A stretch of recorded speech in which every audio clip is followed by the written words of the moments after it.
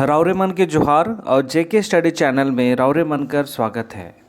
तो आशा करत ही तो हिन अपन अपन घर में सुरक्षित होगा, सबे ठीक होबा, तबीयत मन सब कर ठीके होबे है नहीं।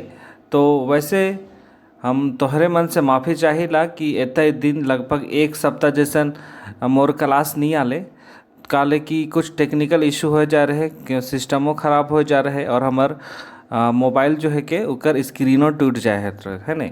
तो यह खातिर मैं माफ़ी चाहिला तो हिन मन से, ठीक है। तो आज से जो हमें देख भाई वो है कि नागपुरी भाषा से वास्तुनिष्ठ प्रश्न मन जो एग्ज़ाम ले काफ़ी महत्वपूर्ण हो गए है नहीं।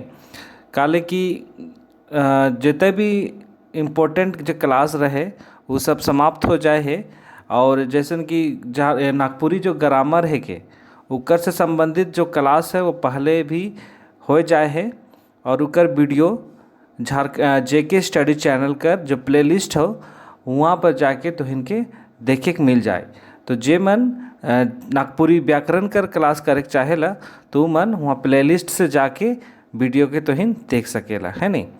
तो ऐसा मीन वास्तुनिष्ठ प्रश्न के देख भाई जो एग्ज़ाम ले काफ़ी महत्वपूर्ण होई, ठीक है। तो बिना किसी देरी कर आज कर पहला क्लास के शुरू करे थे पहला क्वेश्चन के। तो सबसे पहला क्वेश्चन है कि सबसे पहला क्वेश्चन,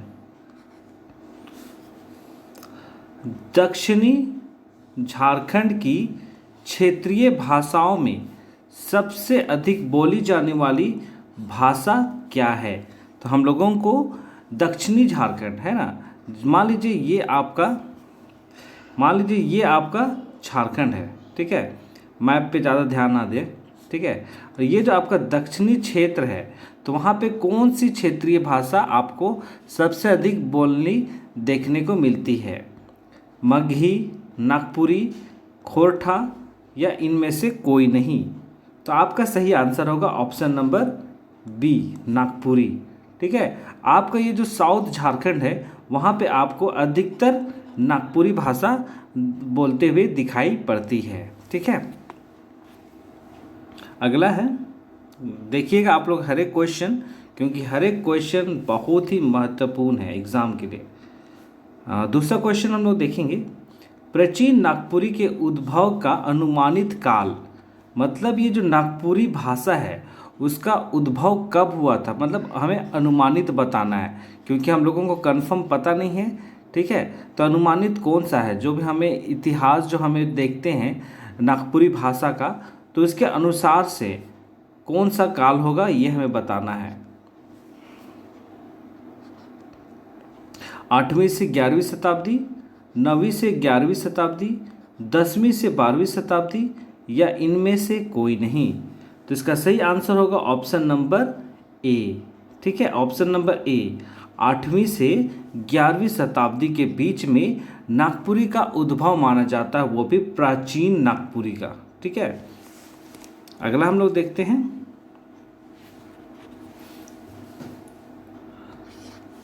आधुनिक नागपुरी का उद्भव काल कब माना जाता है।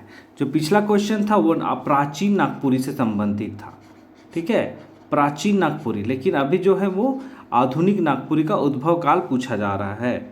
तो है 12वीं से 13वीं शताब्दी, 13वीं से 14वीं शताब्दी, माफ़ कीजिएगा 15वीं शताब्दी, या 14वां से 16वीं शताब्दी या इनमें से कोई नहीं।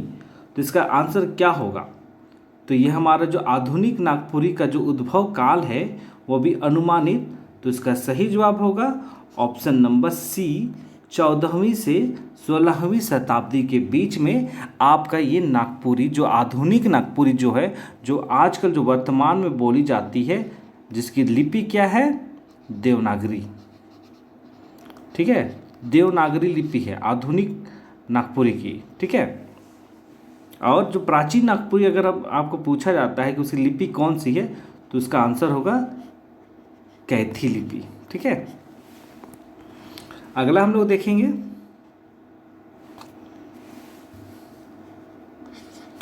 नागपुरी भाषा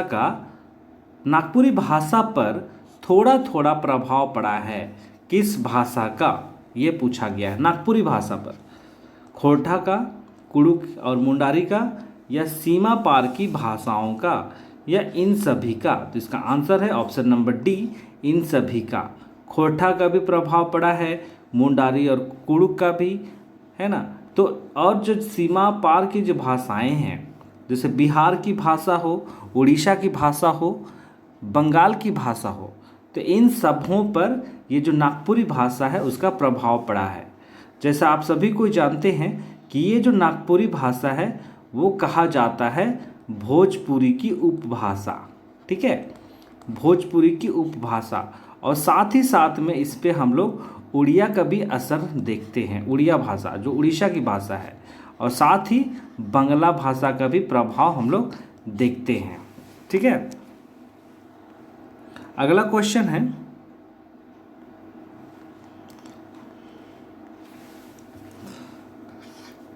मनुष्य अपने मन के भावों को स्पष्ट रूप से व्यक्त करने का माध्यम क्या है। जो मनुष्य है, जो वो अपना जो भाव है, अपना जो इमोशन है, वो किस रूप से अन्य प्राणियों पर, मतलब अन्य मनुष्यों को किस प्रकार से प्रदर्शित करता है, वो पूछा गया है। भाषा के माध्यम से, संकेत के माध्यम से, शब्द के माध्यम से, या ध्वनि के माध्यम से। तो आपका सही आंसर है ऑप्शन नंबर ए, भाषा के माध्यम से। क्योंकि हम सभी जो बोलते हैं वो क्या है, एक भाषा है। अभी हम जैसे अभी हिंदी में मैं आप सबों को बता रहा हूँ, ठीक है, चाहे ये क्लास नागपुरी का ही क्यों ना हो, ठीक है, क्योंकि ये एक हिंदी भाषा है जो मैं आप लोगों के पास अपने भावों को स्पष्ट रूप से आप सबों के समक्ष व्यक्त कर पा रहा हूँ, ठीक है। तो इसलिए अपने इमोशन को, अपने भावों को व्यक्त करने का सही माध्यम क्या है, भाषा है, ठीक है। अगला है, संपूर्ण विश्व में लगभग कितनी भाषाएं बोली जाती है।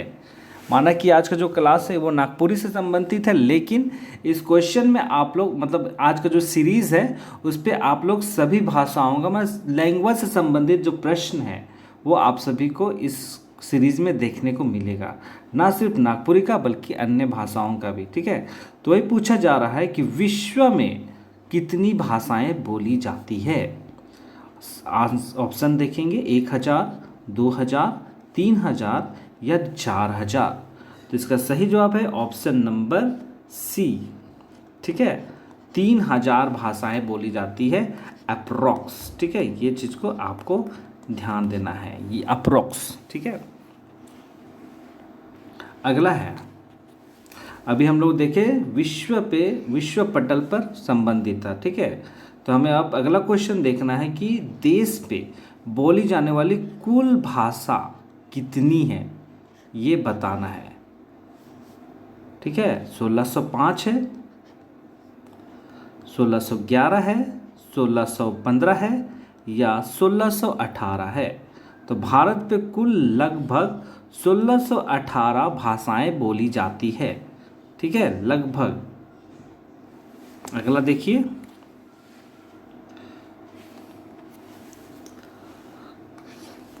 नागपुरी किस भाषा परिवार में आता है। क्योंकि झारखंड की जितनी भाषाएं हैं वो सभी कोई एक भाषा परिवार से संबंधित रखता है ना, भाषा परिवार से संबंधित रखता है। तो ये जो नागपुरी है वो किस भाषा परिवार से है, द्रविड़ भाषा परिवार से, भारतीय आर्य भाषा से, इंडो एशियाटिक से, या इनमें से कोई नहीं। तो इसका सही आंसर है ऑप्शन नंबर बी, ठीक है, भारतीय आर्य भाषा। इसके अंतर्गत आपका हिंदी भी आएगा, भोजपुरी भी आएगा, है ना, इस तरह की भाषा है। और द्रविड़ में आपका आता है कुड़ुक, जो उरांव लोगों की भाषा है, और कुड़ुक के साथ में मालतो, ठीक है, मालतो भाषा भी। और अगर क्वेश्चन आपको पूछा जाता है कि झारखंड में किस भाषा परिवार की मतलब अधिक किस भाषा परिवार की बोली जाती है, तो इसमें आपका आंसर होगा एस्ट्रो एशियाटिक, ठीक है, एस्ट्रो एशियाटिक, ठीक है। अगला देखिए, भारत ने किस लिपि का आविष्कार किया है, इन्वेंशन किया है किस भाषा का? ब्राह्मी लिपि का, खरोष्ठी लिपि का, तिब्बती लिपि का या रोमन लिपि का? तो इसका सही आंसर क्या होगा? भारत ने ब्राह्मी लिपि का खोज किया है, आविष्कार किया है। इस लिपि का आविष्कार हमारे देश भारत में हुआ है और ये भारत की सबसे प्राचीन भाषा लिपि है। ये भी आपको याद रखना है, प्राचीन लिपि है, ठीक है। और जब आपका अशोक का काल के समय का आप देखेंगे तो उस समय जितने भी स्क्रिप्ट मिले हैं अशोक राजा के काल में, सभी आपका इसी लिपि से मिलता है, ठीक है। अगला है, देवनागरी भाषा का देवनागरी लिपि का विकास हुआ है, मतलब किस भाषा से देवनागरी लिपि का विकास हुआ है, डेवलप्ड हुआ है? खरोष्ठी से, ब्राह्मी से, फारसी से या रोमन लिपि से? तो आंसर सभी जान रहे हैं, ऑप्शन नंबर बी, ब्राह्मी लिपि। ये एकदम लड्डू क्वेश्चन है, ये आपको सभी को जानना चाहिए। अगर नहीं जानते हैं तो आप लोग जरूर ध्यान दीजिए, याद कीजिए, ठीक है। क्योंकि जैसा भी मैंने आपको बताया कि ये ब्राह्मी लिपि भारत में खोज की गई है और ये सबसे एंशियंट लिपि है भारत की। और अभी वर्तमान में अगर प्रेजेंट में देखेंगे तो यहाँ हिंदी बोली जाती है भारत में, ऑफिशियल लैंग्वेज है भारत की हिंदी, और हिंदी का लिपि क्या है? देवनागरी, ठीक है। अगला है, नागपुरी भाषा की वर्तमान लिपि है, जो नागपुरी भाषा है उसकी वर्तमान लिपि क्या है? कैथी है, ओलचिकी है, सिंहली है या देवनागरी है? तो आप सभी को जान गए देवनागरी, जैसा मैंने आपको शुरू में ही बताया था। ये आधुनिक भारत मतलब आधुनिक नागपुरी,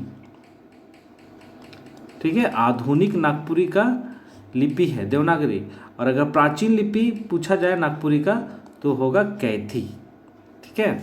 और ओलचिकी जो आप यहाँ देख रहे हैं वो है संथाल भाषा की लिपि है।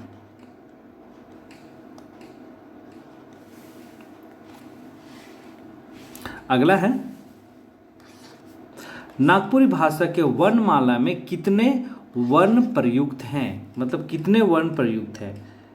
51, 52, 35 या 39? तो कितने हैं? वो है आपका 35, ठीक है। नागपुरी में 35 वर्णमाला है, ठीक है। अगला है, नागपुरी में ऋषि शब्द को कैसे लिखा जाता है? नागपुरी में ऋषि शब्द को कैसे लिखा जाता है? इस शब्द को नागपुरी में इस तरह से लिखा जाता है, ऋषि। ऑप्शन यहाँ पे कौन सा होगा? तो आप सभी को यहाँ जान गए, यहाँ डार्क में है मतलब ऋषि, तो इस तरह से हम लोग ऋषि को ऋषि कहते हैं, ऋषि, ठीक है। अगला है, यहाँ पे बताना है ये जो रक्षा शब्द है वो नागपुरी में कैसे लिखते हैं? नागपुरी में किस तरह से लिखते हैं? रक्षा, रचा, रक्षा या रक्षा? ये दोनों तो एक ही सुनाया, पर आपका आंसर क्या होगा? Option number C. इस तरह से हम लोग इसको लिखते हैं, रक्षा को। अगला है, ये भी हिंदी शब्द है ज्ञान, उसको हम लोग नागपुरी में कैसे लिखेंगे? ज्ञान, ज्ञान, ज्ञान या इनमें से कोई नहीं? तो इसको हम लोग लिखेंगे इस तरह से, ऑप्शन नंबर सी, ज्ञान। ज्ञान नहीं कहेंगे नागपुरी में, ज्ञान बोलेंगे, ठीक है। अगला है, नागपुरी में यज्ञ शब्द को कैसे लिखा जाता है? यज्ञ को किस तरह से लिखते हैं? ऑप्शन ए, ऑप्शन बी या ऑप्शन सी या ऑप्शन डी? तो डार्क है मतलब ये है यज्ञ, यज्ञ को हम लोग यज्ञ कहते हैं, ठीक है। अगला है, अगर हम लोगों को कुछ दुख प्रकट करना है नागपुरी भाषा में तो किस शब्द का हम लोग प्रयोग करेंगे? अगर नागपुरी में दुख प्रकट करना है, जैसे हम लोग कहते हैं इंग्लिश में ओ माई गॉड, वेरी वेरी सैड, इस तरह से, लेकिन इसको हम नागपुरी में कैसे कहेंगे? ओह, ठीक है, ओह, इसको हम लोग हिंदी में भी ओह कहते हैं ना, हिंदी में भी इस तरह का इस्तेमाल करते हैं, लेकिन अगर नागपुरी में पूछा जाए तो वो भी यही होगा, ओह। अगला है ऊ रंगल सियार हेके। ऊ रंगल सियार हेके वाक्य में रंगल शब्द है क्या है? मतलब ये जो रंगल शब्द है, ये जो वाक्य जो दिया हुआ है इसमें रंगल शब्द क्या प्रयुक्त करता है भाषा का? क्रिया विशेषण, अव्यय विशेषण या इनमें से कोई नहीं? तो इसका सही जवाब होगा ऑप्शन नंबर सी। तो कैसे होगा? जैसा विशेषण का एग्जाम्पल क्या है? जो वाक्य की विशेषता को बतलाता है, जो क्रिया है उसकी जो विशेषता को बतलाता है वही विशेषण कहलाता है। तो यहाँ पे सियार है ना, सियार को देख रहे हैं, तो सियार की विशेषता क्या है? रंगल है, मतलब वो रंगल है, ठीक है, ये विशेषता बता रहा है सियार का, इसलिए ये ऑप्शन नंबर सी होगा, ठीक है। अगला है गड़गड़िया शब्द का अर्थ बताना है। ये जो शब्द है गड़गड़िया, उसका आंसर क्या होगा? गड़गड़ाने वाला, बादल का गड़गड़ाना, बहुत ढालू रास्ता या इनमें से कोई नहीं? तो आंसर सही जवाब होगा ऑप्शन नंबर सी, बहुत ढालू रास्ता, मतलब ढलान रास्ता, ठीक है। ढलान रास्ता जो होता है उसको हम लोग कहते हैं गड़गड़िया नागपुरी भाषा में। अगला है और यह आखिरी क्वेश्चन है आज के सीरीज का, उमन का अर्थ क्या है? उमन का, उमन, ये दोनों अलग है, ठीक है, ये याद रखिएगा, यहाँ पे थोड़ा प्रिंट मिस्टेक हो गया, ऊ मन दोनों अलग है, तो इसका अर्थ बताना, उमन, वह मन, उन्मन, उभा हुआ मन या वे सब? तो इसका सही आंसर है वे सब। तो इसका हम लोग अगर नागपुरी में अगर देखेंगे तो उमन मेला जात हैं, इस तरह का शब्द निर्माण होगा। उमन मतलब वे सभी कोई मेला जा रहे हैं, उमन मेला जात हैं, ठीक है। तो इसमें आपका हो गया उमन का मतलब वे शब्द, ठीक है। तो आज के सेशन को, आज का जो सीरीज है MCQ था और सारे के सारे वेरी वेरी इम्पोर्टेंट थे, ठीक है, एग्ज़ाम्स के लिए। तो आप सबों को ये चीज़ को याद रखना है, ठीक है। और आज के सेशन को यहीं पे मैं समाप्त करता हूं, और एक सप्ताह जो क्लास नहीं हुआ उसके लिए मैं क्षमा चाहता हूं। आज से वीडियो रेगुलर आएगा, ठीक है। तो आज के सेशन को यहीं पे समाप्त करते हैं। आप लोग अपने अपने घरों में रहिए, सुरक्षित रहिए और अपना ध्यान दीजिए, और वीडियो को ज़्यादा से ज़्यादा शेयर ज़रूर कीजिए, वीडियो को लाइक कीजिए, और जो नए हैं वो लोग चैनल को सब्सक्राइब भी ज़रूर कीजिए, ठीक है। तब तक आप लोग अपने अपने घरों में रहिए, सुरक्षित रहिए और अपना ध्यान दीजिए। बहुत बहुत धन्यवाद।